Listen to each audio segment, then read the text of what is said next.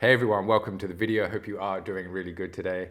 And in today's video, I'm going to talk about if you are in the recovery process and maybe you have recovered quite a lot, but you feel that you've hit a brick wall or you've plateaued out. For some reason, you just can't get this final bit of recovery happening to get yourself 100% back to where you want to be. To all my subscribers, welcome back. And if you're new to the channel, welcome. My name is Dan and I help people overcome their anxiety and their DPDR using coaching. And also to everybody out there, at the moment I'm putting together an online course which is going to be a self-directed course specifically for people who do want to recover from DPDR and anxiety. If for whatever reason you can't do coaching, then this is going to be the course for you. It's going to include a ton of stuff, including a whole load of videos and private groups, Q&A sessions and stuff like that. So keep an eye out for that and I'll let you know when that is up and running. When you're recovering, it can feel like you're making progress and then you're going back and you're making progress and then you're going back. But you do find that you are gradually starting to get better. You know, your symptoms are starting to lessen, you're starting to feel less anxious, you're starting to feel more confident. And all of this is part of the recovery process. But it can get to a point where you seem to sort of plateau, where it's almost like you've been doing lots of things to get you to where you are right now, but it just seems that no matter what you do, you just can't seem to overcome this sort of final hurdle to get back to full recovery.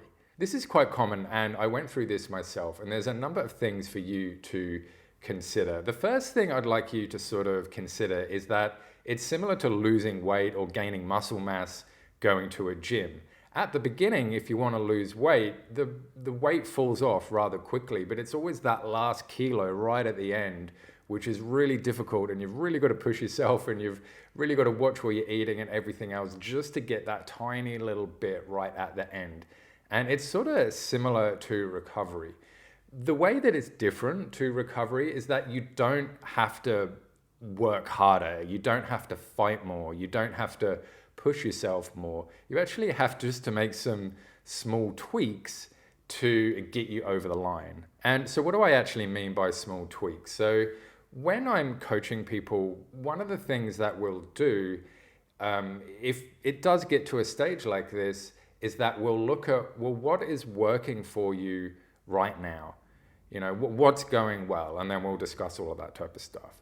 And then we'll sort of talk about, well, how can you build upon that? You know, how can you develop that? How can you take what you've gotten that's working right now and enhance that? So for example, you might say something like, well, I find that if I push myself and I perhaps put myself into situations which I before weren't comfortable doing, that helps build my confidence. And it's like, well, great. Is there a way that you can do more of that to sort of amplify that positive effect that it gives you? Or whatever it is for you. Obviously it's different for everybody, but think about what's working for you right now and how can you build upon that? How can you improve that? And the other side of that is what isn't working for you. And I find that with a lot of people, one of the things which they sometimes struggle with is there's still this sort of niggling little fear in the back of their mind, or this worry or this wondering, well, what happens if I don't actually recover? What happens if this is just it? You know, this is the best it's going to get.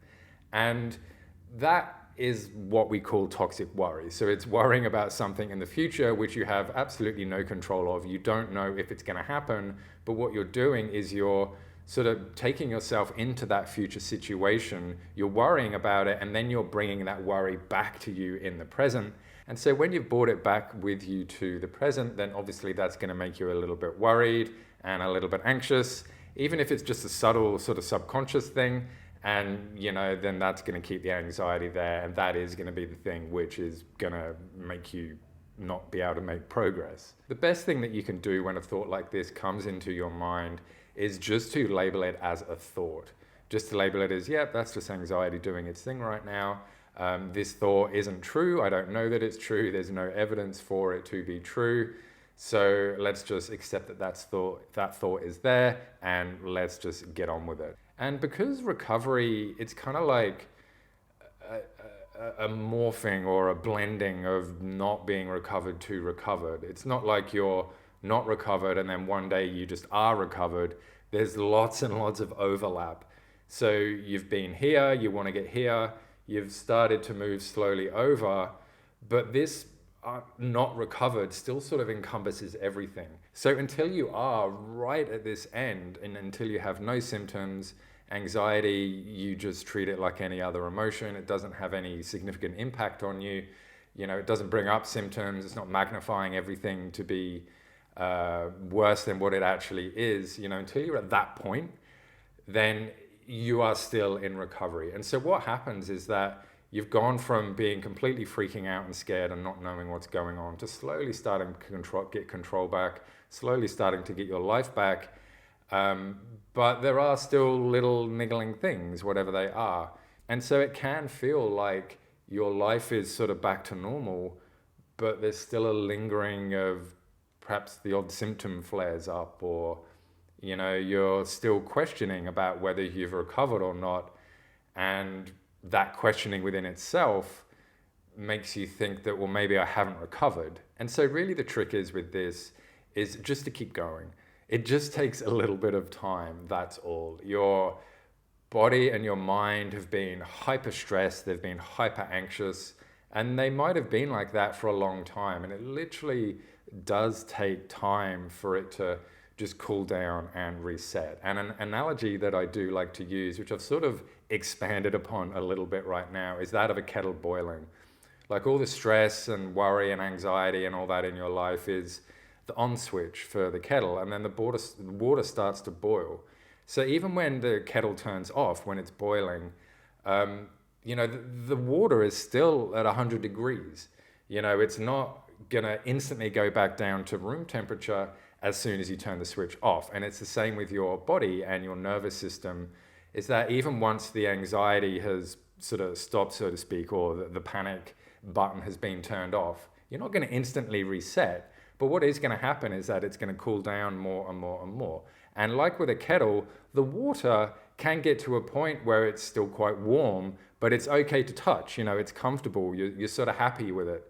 You're like, yeah, well, that's a lot better than boiling. I still want it to be room temperature, but I can handle this right now. And it's the same with your nervous system. You know, it can get to a point where it keeps going lower and lower and lower and cooling down, where it does get to a point where you say, yep, it's tolerable right now. It's fine. You know, I know that I'm going to recover. I'm not really worrying about the symptoms anymore. They're sort of starting to lift.